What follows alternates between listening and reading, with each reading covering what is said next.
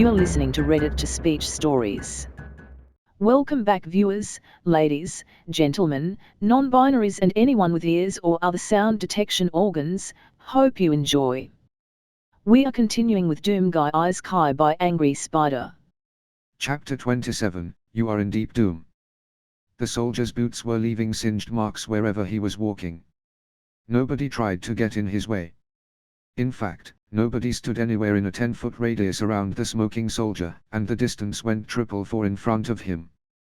Behind him, Daisy was perched uncertainly between ELD and Isabel's heads.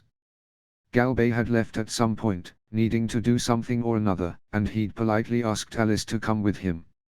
She'd refused, so he'd asked a bit less politely. She'd gone with him after that, and the lack of her presence was in the back of his mind. He had no idea where Yamada had gone, and he couldn't have cared less. Right now, there was nothing he wanted more than to find a demon, whether it be in hell or in this city, and to tear its limbs off and shove them down its throat, and then preferably to blast it into smaller pieces, and so forth. With an awkward cough, Daisy gruffly asked, "Yo. Doom. What are we doing?" He gave her a brief glance and then turned back around. She sighed loudly. "Dude, seriously. Are we gonna go kill something? Are we getting lunch? Just gimme something." To be honest, the soldier didn't have plans past commit genocide on demonkind. The drive to annihilate their entire species was a constant one. It wasn't a background objective. It wasn't a task he wanted to get done. It definitely wasn't a hobby. It was, as far as he was concerned, the sole reason for his existence. Once all of hell had been purged of life, he fully intended to find out how to go to another hell, and another one, until every universe's hell was clean from demon filth. No matter how long it took. Sliding off of ELD's shoulder, Daisy lightly hopped towards him. Instead of walking, she had a strange, loping gait that looked as though she was perpetually bouncing on her long feet, ready to escape at a moment's notice. "Look. I don't care what we do. I'm plenty happy just to not be a slave anymore, ya got it? But I'd like to do something. What do you want?" He turned his gaze on her, and she didn't flinch. "Rip and tear." She swallowed hard but kept her eyes fixed on his faceplate unsteadily despite her shaking knees. "Okay, that's something. We can work with that. What do you want to kill?" His answer was instant. "Demons." Daisy made a non-committal noise. "Huh." They kept walking, ELD and Isabel happily padding behind them. A minute or two later, Daisy's ears perked up. "Wait a sec, I just remembered something. The guys who I was enslaved to. They worked with this goblin, a fella named Kavik. Something like that. The point being, he ran a fight ring. All comers welcome." The soldier looked down at her a bit more seriously, curious in spite of his perpetual wrath. She continued, a malicious grin coming across her face. Of course, the whole thing was a scam. Taking out weaklings for increasingly large jackpots, and then staking it all on the last fight.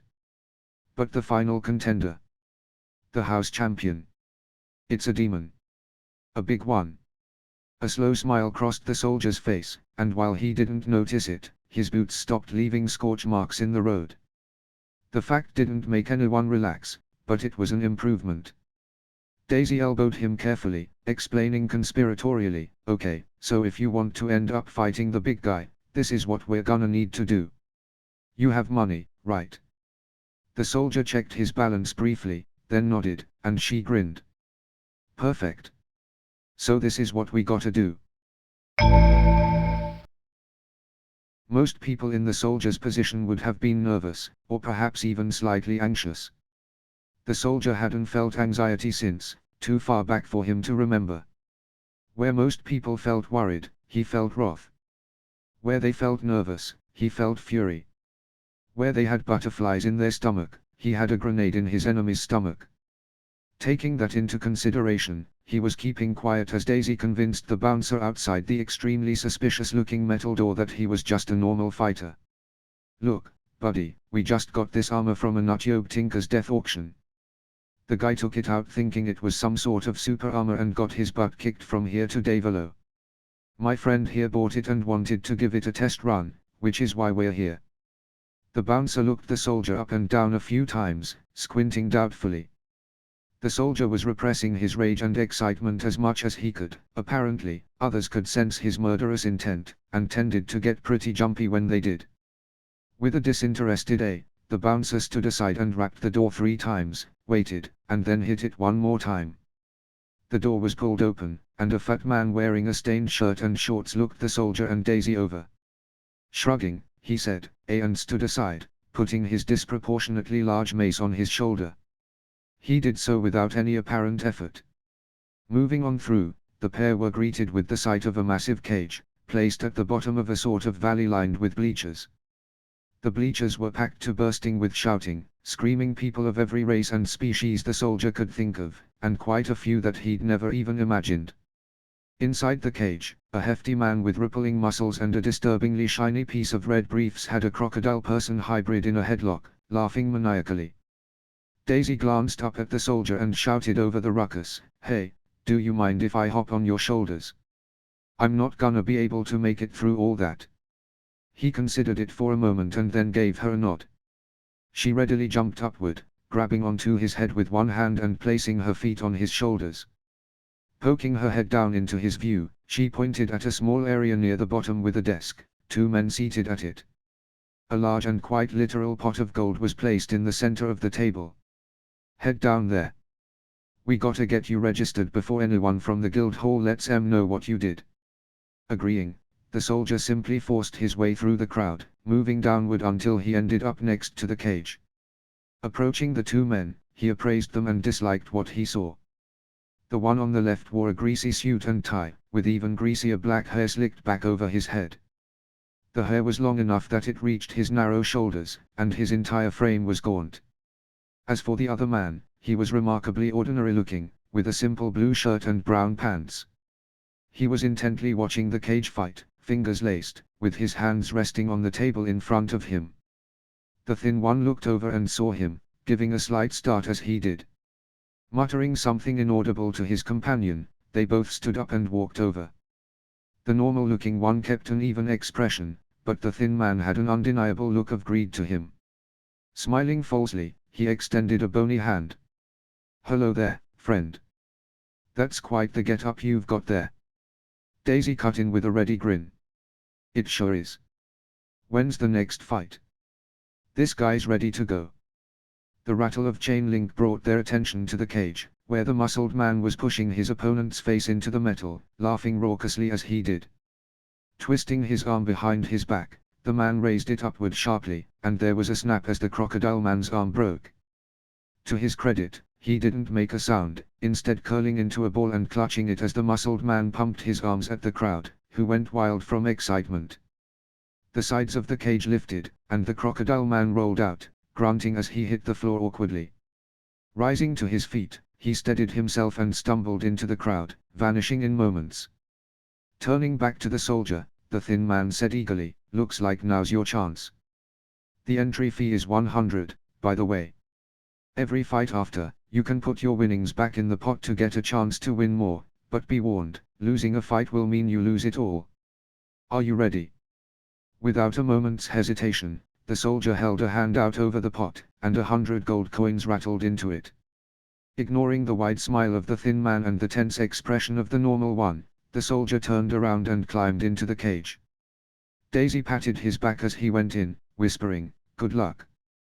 The walls lowered immediately, and the muscular man turned around with a quizzical expression. It quickly morphed into irritation, and he looked down at the 2 moderators. "Hey now, what's all this? He gets to wear armor." Still smiling, the thin man responded, "Combatants are allowed to bring in as much armor as they like, Tudor marks. It's your choice if you want to wear a piece of underwear." Grimacing, the man turned to face the soldier, lowering his body in a wrestler's grip. "Hey, I can take anyone, armor or not. Bring it on, I say." The crowd cheered at his misplaced confidence, and he grinned easily. Down at the table, the ordinary-looking man held a bell aloft and rang it, the clear note cutting through the mayhem. The moment he did, Tudor Marks launched forward, grabbing at the soldier's hand and kicking at his knee. The kick was stopped dead, and Tudor Marks's teeth rattled from the impact. Looking up at the soldier wide-eyed, he shouted, "Oh, yes." Flat-handed, the soldier shot one arm forward and slammed his palm into Tudor Marks's chest. The muscular man was hurled backward, skipped off the canvas floor, and crashed into the chain-link wall. He didn't get back up. The crowd was silent. And then it wasn't, a massive roar of approval rising from the bloodthirsty spectators. The walls of the cage rose, and a few uniformed assistants pulled the unconscious man out. Both of the moderators looked thunderstruck, and Daisy's expression held an incalculable amount of smug satisfaction, making a gesture to up the bet. A few moments later, the assistants shoved an unwilling man into the cage, and the walls lowered before he could dive back out. Turning, he stared at the soldier in an obvious panic. He was wearing quite a bit more armor, but still nowhere near a full suit. The armor was spiked on the shoulders but hung on his lean frame loosely. He pulled a knife out from a small sheath, holding it in front of him nervously. The blade wobbled unsteadily, and the soldier sighed mentally. This was supposed to be a fight. The bell rang, and the man launched himself forward in an unexpectedly fast lunge, the knife snaking forward. The soldier neatly grabbed the man's hand, wrist, and knife one-handed and calmly put his thumb and index finger around the man's neck. He squeezed ever so slightly, and the man choked out, "I surrender." The soldier tossed him aside in disgust, and the cage lifted once again. The crowd was going crazy from excitement, and Daisy gleefully upped the bet once again. With a slight cough, the thin moderator stood and called out over the crowd's roar, "What do you fellows say to cutting straight to the chase? I'm sure you all want the main event, don't you?" The crowd went wild in a fit of screaming and shouting, and the man smiled.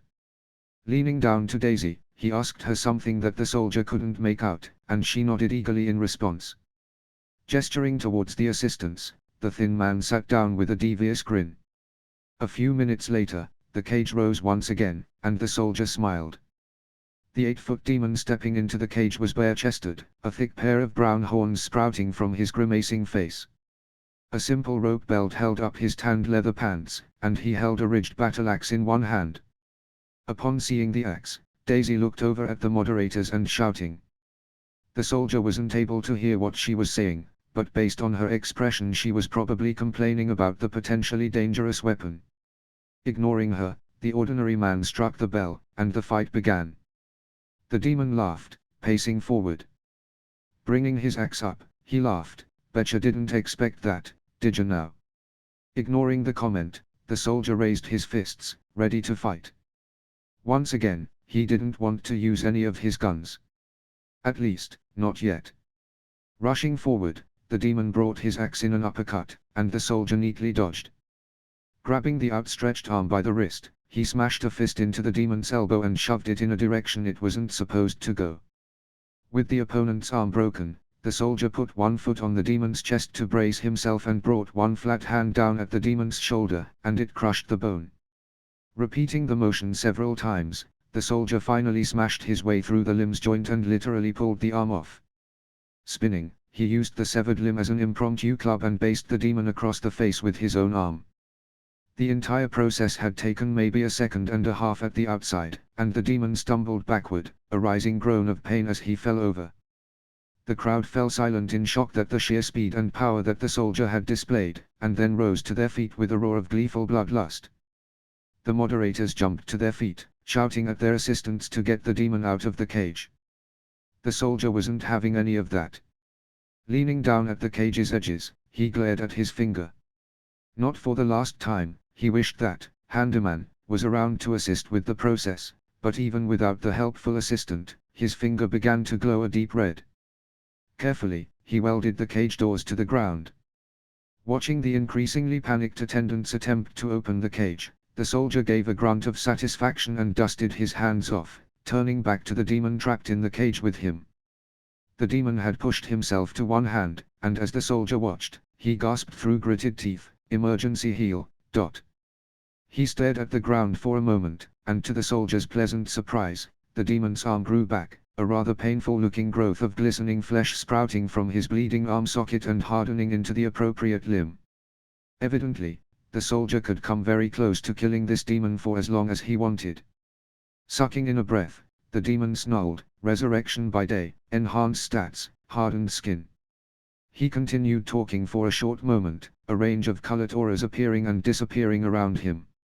Rising to his feet, the demon growled, "You're gonna regret that." As the demon sprinted forward, the soldier was mildly surprised to find that the demon was significantly faster than he had been before.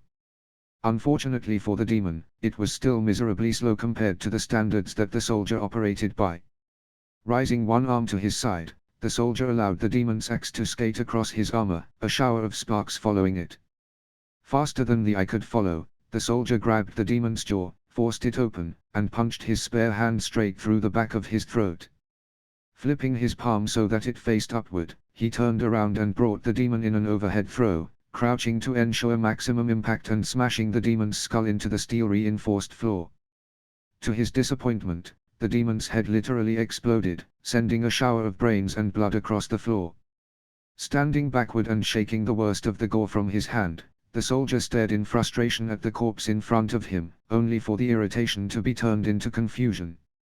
The blood and gore and scattered brains slowly sucked back across the floor, returning to the demon's neck and rebuilding his head. Staggering to his feet, the demon shook his newly recreated head and grimaced at the soldier. "Didn't expect that, did ya? It's an artifact. Mythic grade. I ain't dying until the sun goes down, and that ain't gonna be for another few hours." The soldier's head tilted in interest.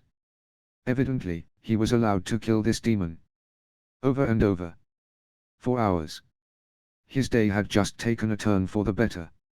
End of chapter. If you enjoyed, like, subscribe, click the bell so you don't miss any episode and do all the other YouTube stuff. Visit and support the author. All the relevant links are in the doobly-doo, and comment your opinions, good or bad. And I'll see you next time. And as usual, have a wonderful day.